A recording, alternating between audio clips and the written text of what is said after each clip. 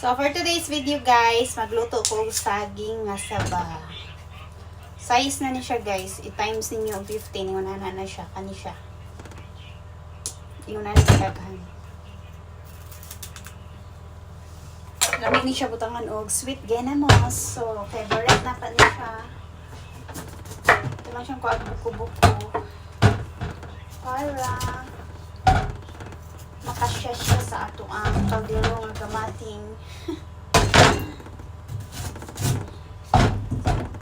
So, nakabuk, 1, 2, 3, 4, 5, 6, 7, 8.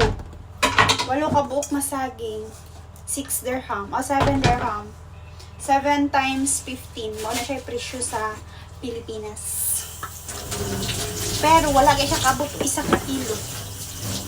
Inunana ka, dolyar. Ang saging siya. Naamang gawin, gigamos-gamos ba?